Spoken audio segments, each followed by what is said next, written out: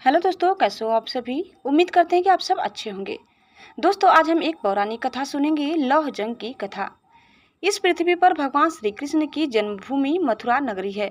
वहाँ रूपनिका नाम की एक वेश्या रहती थी। उसकी माँ मकरंदृष्टा बड़ी ही कुरूप और कुबड़ी थी। वह कुटनी का कार्य भी करती थी। रूपनिका के पास आने वाले युवक उसकी माँ को देखकर बड़े दुखी होते थे।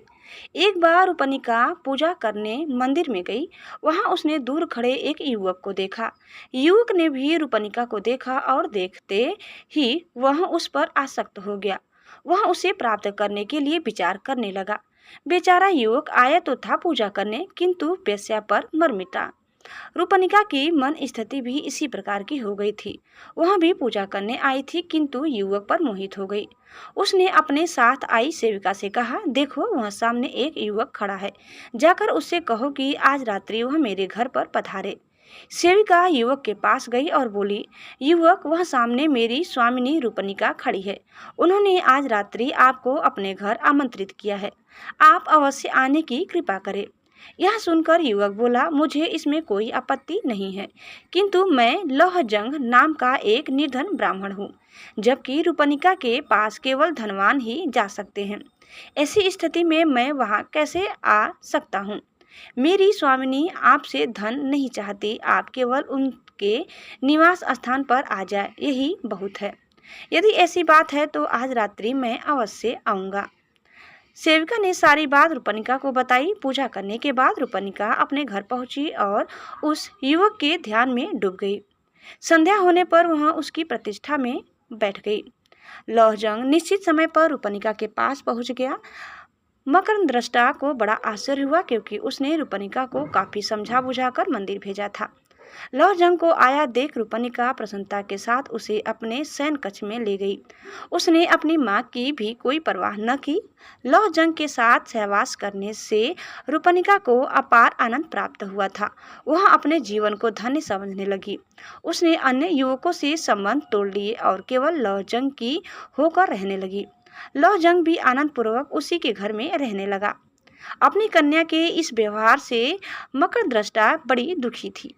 कहा वह नगर भर की वेश्याओं को प्रशिक्षण देती थी और कहा उसी की पुत्री उसके वश से बाहर हो गई। उसकी कुछ समझ में नहीं आ रहा था कि क्या करे। एक दिन वह रूपनिका से बोली, पुत्री, इस दरिद्र को तुमने क्यों पाल लिया है। मनुष्य भले ही मुद्रे का स्पर्श कर ले, किंतु वेश्या निर्धन का स्पर्श नहीं करती। सच्चे प्रेम और वेश्या निवृत्ति का आपस में कोई संबंध नहीं है। प्रेम बंधन में उलझ जाने वाली वेश्या की चमक संध्या के समान शीघ्र नष्ट हो जाती है। वेश्या केवल धन के लिए प्रेम का नाटक करती है। मेरा कहा मानो, इस दरिद्र ब्राह्मण से पल्ला छुड़ा लो, अन्यथा तुम स्वयं अपने पांव पर कुल्हाड़ी मार लोगी। माँ की बातें सुन रूपनिका को बड़ा गुस्सा आया। वह कहने लगी, माँ, चाहे तुम कुछ भी कहो, मैं इसे नहीं छोड़ सकती। मैं इसे प्राणों से भी अधिक चाहती हूँ। मेरे पास धन की कमी नहीं है, और फिर इतने धन का मैं करूँगी भी क्या। तुम बहुत बढ़ बढ़ कर रही हो। अब भविष्य में इस प्रकार की बातें मत करना। पुत्री को विद्रोह पर उतरी हुई जानकर मकरंदृष्टा मन मसूमस कर रह गई। वह किसी प्रकार लौहजंग को निकाल बाहर करने की योजना बनाने लगी। कुछ दिन बाद मकरंदृष्टा ने कुछ सशस्त्र सैनिकों के साथ जाते हुए एक राजकुमार को देखा। उसके पास जाकर वह बोली, राजकुमार, मेरे घर पर एक निर्धन कामुक ब्राह्मण ने अधिकार कर लिया है। मैं आपसे प्रार्थना करती हूँ कि आप उसे किसी भी प्रकार निकाल कर बाहर करें। इसके बदले में आप मेरी पुत्री के साथ आनंद पूर्वक विहार कर सकते हैं। प्रजा की रक्षा करना अपना कर्तव्य समझकर राजकुमार ने उसकी बात स्वीकार कर ली। वह रूपनिका के घर गया। संयोग से उस समय रूपनिका मंदिर गई हुई थी और लौहजंग भी घर पर नहीं था। कुछ ही समय बाद जब वह लौटा तो राजकुमार के सैनिक उसे पीटने लगे। वह वहां से भागने लगा तो सैनिकों ने उसे नाले में गिरा दिया। जान बचाकर किसी तरह वह वहां से भाग खड़ा हुआ। लौटने पर रूपनिका ने घर की दशा देखी और जब उसे सब कुछ ज्ञात हुआ तो वह बहुत दुखी हुई। फिर राजकुमार को भी लगा कि उसने जो कुछ किया वह उचित नहीं था। तब उसने रूपनिका के भोग का विचार छोड़ दिया और वहां से निकल पड़ा। लौह जंग समझ गया कि यह सब मकर दृष्टा की करतूत है। उसे उस पर भारी क्रोध आ रहा था, किंतु वह विवश था, इसलिए वह किसी तीर्थ में जाकर आत्मघात करने का विचार करने लगा। तपती दोपहरी में वह आगे बढ़ रहा था। मकर दृष्टा के व्यवहार से दुखी तो वह था ही, ऊपर से भयंकर गर्मी में चलना भी कठिन हो गया। तब इधर उधर छाया की खोज करने लगा, जिसका वहां नाम भी न था। तभी उसे एक मरे हाथी की खाल दिखाई दी, जिसका मांस गिद्धड़ों ने खा लिया था, किंतु चमड़े को वे नहीं खा पाए थे। उस खाल के पास जाकर लौजंग उसके अंदर देखने लगा। उसमें मांस या रक्त का नाम भी न था। वह उसके अंदर जाकर बैठकर आराम करने लगा।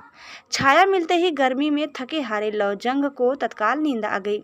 लौजंग को कुछ भी सुध न थी। उसे यह मालूम न हो सका कि कब भयंकर वर्षा हुई और कब क्या हुआ। वर्षा में नदियों से बहता हुआ वह उसी खाल के साथ समुद्र में जा पहुंचा। समुद्र में वह खाल के साथ ऊपर नीचे हो रहा था तो एक गरुड़ ने उसे देख लिया। उसे मांस का पिंड समझकर गरुड़ झपट कर उसे एक टापू पर ले गया। वहां उसने हाथी की खाल को उधेड़ डाला, किंतु उसमें मांस का तो नाम भी न था, अपितु अंदर एक जीवित मनुष्य बैठा था। तब उसे वहीं छोड़कर गरुड़ उड़ गया। नींद खुलने पर खाल में बने छेदों से लौजंग ने बाहर देखा तो उसकी कुछ भी समझ में नहीं आया। उसे यह सब स्वप्न के समान लग रहा था। सहसा उसकी दृष्टि समुद्र तट पर खड़े दो राक्षसों पर पड़ी, जो भयभीत होकर उसे देख रहे थे। उन भयानक राक्षसों को देखकर लौजंग भी डर गया। भगवान राम के लंका पर आक्रमण और हनुमान के लंका दहन की घटनाओं से वे राक्षस परिचित ही थे, अतः पुनः एक मनुष्य के लंका आ पहुंचने से वे बड़े डरे हुए थे। उन्होंने इस घटना के विषय में राजा विभीषण को सूचित किया। राम की घटना से विभीषण जानता था कि मनुष्य जाति बड़ी प्रभावशाली है। द्वीप में मनुष्य के आगमन के समाचार से वह बड़ा चिंतित हुआ और उसने अपने दूतों को आदेश दिया, जाओ समुद्र तट पर आए हुए उस मानव को आदर सहित यहाँ ले आओ। भयभीत दूत ने डरते डरते लौजंग को विभीषण का आदेश सुनाया।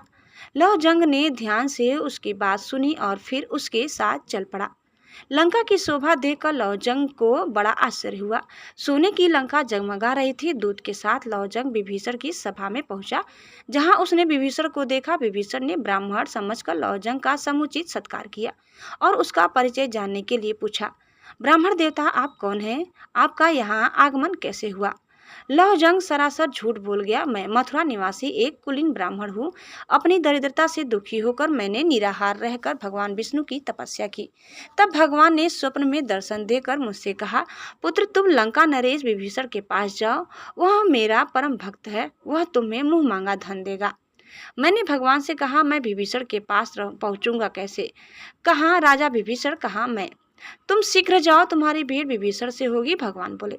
इसके बाद जब मेरी नींद खुली तो मैंने स्वयं को इस द्वीप पर पाया।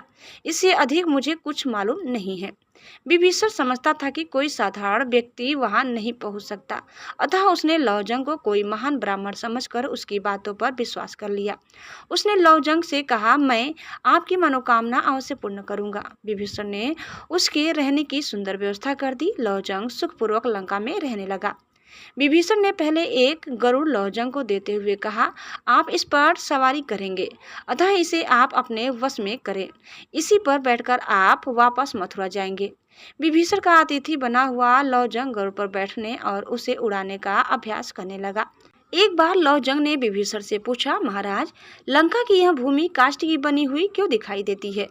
विभीषण बोला, यह एक लंबी कहानी है, क्या आप इसे सुनना चाहोगे? अवश्य महाराज, लौजंग ने कहा। अच्छा सुनो, कहकर विभीषण कथा सुनाने लगा। प्राचीन काल में कश्यप के पुत्र गरुड़ ने अपनी मां विनीता को नागों की दास्ता से मुक्त कराने की प्रतिज्ञा की। इसके लिए एक उपाय नागों को अमृत कलश लाकर देना भी था। इसके लिए सर्वशक्तिमान बनना आवश्यक था, अतः गरुड़ अपने पिता के पास गया। सर्वशक्तिमान बनने के लिए गरुड़ ने पिता कश्यप से प्रार्थना की तो वह बोले, समुद्र में एक कछुआ और एक हाथी जैसे विशाल जीवों को खाने से तुम्हारा साप छूट जाएगा। गरुड़ तुरंत समुद्र में पहुंचा। उसने उक्त दोनों जीवों को पकड़ लिया और उन्हें खाने के लिए कल्प वृक्ष की डाल पर जा बैठा, किंतु उसके भार से डाल टूटकर पृथ्वी पर गिर पड़ी। वहीं नीचे बाल खिल्ले ऋषि तप कर रहे थे। कहीं वह डाल पर उन पर जा न गिरे। इस भय से गरुड़ ने उसे बीच में ही पकड़ लिया और उसे उठाकर यहाँ समुद्र के तट पर रख दिया। यहाँ लंका कल्पवृक्ष की उसी डाल पर बसी हुई है, इसलिए यह काष्ठ की बनी हुई दिखाई दे रही है। इस कथा को सुन लौजंग को बड़ा आश्चर्य हुआ। कुछ दिनों में उसे गरुड़ की सवारी का अभ्यास हो गया।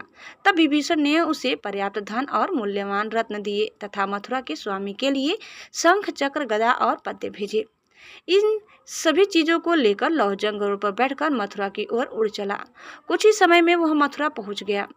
मथुरा में लौहजंग ने गरुड़ को एक बौद्ध विहार में उतारा। विभीषण से मिले धन को पृथ्वी में गाड़ दिया तथा गरुड़ को एक खूंटे से बांध दिया।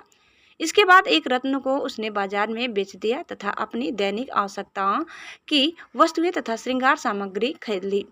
बौद्ध विहार में लौटकर उसने स्नान, भोजन आदि किया तथा अपने वाहन पक्षी को भी भोजन कराया। फिर वह सुंदर वस्त्र पहनकर सज संवच कर तैयार हो गया। सायंकाल में वह वरुण पर बैठकर रूपनिका की छत पर जा पहुंचा। वहां जाकर उसने एक विशेष प्रकार की आवाज की तो रूपनिका उसे देखने के लिए बाहर आई। उस समय लौहजंग शंख, चक्र आदि युक्त भगवान विष्णु के वेश में था। उसे देखने पर रूपनिका ने उसे भगवान विष्णु ही समझा। लौहजंग ने उसे अपना वास्तविक परिचय नहीं दिया और बोला, मैं भगवान विष्णु तुमसे मिलने आया हूँ। रूपनिका उसे प्रणाम करते हुए बोली, भगवान आपने बड़ी कृपा की, आइए विराजिए। अपने वाहन पक्षी को वही बांधकर लौहजंग रूपनिका के कक्ष में चला गया। कुछ समय उसके साथ बिताने के बाद लौहजंग गरुड़ पर बैठकर अपने निवास स्थान पर चला गया। इसके बाद रूपनिका को बड़ा हर्ष होने लगा। उसे अपने भाग्य पर बड़ा गर्व हुआ कि वह भगवान की प्रेमिका बन गई है। वह समझने लगी कि साक्षात विष्णु की प्रेमिका बन जाने से वह स्वयं भी देवी बन गई है और अब उसे मनुष्यों से बातें भी नहीं करनी चाहिए। अतः रूपनिका ने लोगों से बोलना भी छोड़ दिया। वह अंदर ही पर्दे में रहने लगी। उसके इस व्यवहार से उसकी माँ को आश्चर्य होना स्वाभाविक ही था। इसका कारण जानने के लिए माँ ने पुत्री से पूछा, बेटी तुमने बोलना क्यों छोड़ दिया है? माँ द्वारा बार बार पूछे जाने पर रूपनिका ने सारी बात उसे बता दी। कुटनी माँ को पहले पुत्री की बात पर विश्वास न हुआ, किंतु जब रात्रि में लौहजंग पर बैठकर पुनः आया तो उसने स्वयं देख लिया, अतः उसे विश्वास करना ही पड़ा। दूसरी प्रातः कुटनी पर्दे की ओट से पुत्री से बोली, बेटी तू तो भगवान की कृपा से देवी बन गई है। मैं तेरी माँ हूँ, मेरा जीवन भी सफल कर दे। रूपनिका कुछ न बोली तो माँ ने पुनः कहा, बेटी मैं बूढ़ी हो गई हूँ, अब मुझे संसार का कोई मोह नहीं रहा। मैं इस शरीर से स्वर्ग जाना चाहती हूँ, इसके लिए तू भगवान से मेरी सिफारिश कर दे। रात्रि में लौहजंग के आने पर मकरदृष्टा ने उससे भी इसी प्रकार की प्रार्थना की। इस पर लौहजंग रूपनिका से बोला, तुम जानती हो तुम्हारी माँ पापी है, उसका इस शरीर से स्वर्ग जाना संभव नहीं है। एकादशी को स्वर्ग द्वार खुलने पर पहले शिव के गढ़ वहां प्रवेश करते हैं। यदि तुम्हारी माँ शिव के गढ़ों का वेश बना ले तो हो सकता है कि उसे भी प्रवेश मिल जाए। इसके लिए हमें क्या करना होगा? रूपनिका ने पूछा। उसका सिर 5 जगह से मुंडवा कर 5 चोटियों रखनी होगी, गले में हड्डियों की माला पहनानी होगी तथा आधे शरीर में काजल और आधे में सिंदूर पोतना होगा, तभी उसे शिवगढ़ों में मिलाया जा सकेगा। उसके ऐसा करने पर ही मैं कुछ कर सकता हूँ। यह सब बताने के बाद लौहजंग ने रूपनिका के साथ विहार किया, फिर लौट गया। रूपनिका ने यह उपाय अपनी माँ को बताया तो वह ऐसा करने के लिए सहमत हो गई। एकादशी के दिन उसने नाई बुलवाया और लौहजंग के बताए अनुसार सिर मुंडवा कर तैयार हो गई तथा रात्रि होने की प्रतीक्षा करने लगी। यथा समय लौहजंग वहां आया। उसने रूपनिका के साथ रमण किया। इसके बाद जब वह जाने लगा तो रूपनिका ने अपनी माँ को उसके साथ भेज दिया। कुटनी को गरुड़ पर बैठाकर लौहजंग उड़ चला। मार्ग में एक मंदिर के पास चक्र के चिन्ह वाले पत्थरों के कुछ खंभों को देखा तो कुटनी को एक खंभे पर बिठा दिया और उससे कहा, मैं शिव के गढ़ों के पास जाता हूँ और तुम्हें स्वर्ग में प्रवेश दिलाने का प्रयत्न करता हूँ, तब तक तुम मेरी यही प्रतीक्षा करो। बुढ़िया कुटनी को वहां बैठाकर लौहजंग उड़ गया। आगे एक मंदिर में रात्रि जागरण हो रहा था। लोग कीर्तन कर रहे थे। लौहजंग आकाश से ही उनसे बोला, भक्तों आज तुम पर विनाशक महामारी गिरने की संभावना है। उससे बचने का केवल एक ही उपाय है कि सब मिलकर भगवान का भजन करो। इसके बाद वह पुनः आगे बढ़ गया। आकाशवाणी सुनकर भक्त जोर जोर से कीर्तन करने लगे। इसके बाद लौहजंग अपने निवास स्थान पर गया। अपने वाहन को एक खूंटे से बांधकर उसने अपना भगवान का वेश उतार दिया तथा इसके बाद वह स्वयं भी कीर्तन करने वालों में जा मिला। खंभे पर बैठी हुई कुटनी थक गई थी। वह मन ही मन विचार करने लगी कि आखिर भगवान क्यों नहीं आए। थकने से वह कभी भी नीचे गिर सकती थी, अतः वह चिल्लाने लगी, अरे अरे मैं गिर रही हूँ, मुझे बचाओ। कीर्तन करते लोगों ने उसका चिल्लाना सुना तो उसे महाविनाशक महामारी समझा, अतः वह बोले, नहीं नहीं मत गिरो, महामारी न गिर पड़े। इस भय से मथुरा के लोग सारी रात भयभीत बने रहे। प्रातःकाल राजा और प्रजा सभी ने उस खंभे पर कुटनी को बैठा पाया तो उन्हें बड़ा आश्चर्य हुआ। उसे पहचान कर लोग अपनी हंसी रोक न पाए। इस सूचना के मिलने पर उपनिका भी वहां आई। अपनी मां को इस स्थिति में देख वह आश्चर्य में डूब गई। किसी प्रकार कुटनी को खंभे से नीचे उतारा गया। पूछने पर उसने अपने साथ बीती सारी घटना लोगों को कह सुनाई। लोगों ने इसे सिद्ध पुरुष द्वारा किया गया एक मजाक समझा। सभी कहने लगे, इस कुटनी ने कई युवकों को ठगा है, चलो आज कोई इसे ठगने वाला भी मिल गया, निश्चय ही वह कोई पहुंचा हुआ व्यक्ति होगा। इस घटना से राजा का भी अच्छा मनोविनोद हुआ, अतः उसने घोषणा कर दी कि इस कुटनी को दंड देने वाला हमारे सामने आ जाए, उसे सम्मानित किया जाएगा। घोषणा मिलने होने पर लौह जंग राजा के सामने आ गया। उसने विभीषण द्वारा दिए गए शंख चक्र आदि उपहार भी राजा को सौंप दिए। इसके बाद लौह जंग का सम्मान किया गया और उसकी शोभा यात्रा निकाली गई। चारों ओर उसकी चर्चा होने लगी। राजा ने रूपनिका को वेश्यावृत्ति से मुक्ति कर दिया। लौह जंग ने कुटनी से अपने अपमान का बदला ले लिया और फिर वह सुखी एवं समृद्ध जीवन बिताने लगा। दोस्तों, उम्मीद करते हैं कि आपको हमारी आज की यह कथा जरूर पसंद आई होगी। कैसी लगी कमेंट करके बताइए। चैनल में नए हैं तो प्लीज़ लाइक शेयर और सब्सक्राइब करना न भूलें। धन्यवाद। जय श्री कृष्णा, जय श्रीमन नारायण। एक बार प्रेम से बोलिए श्री बांके बिहारी लाल की जय।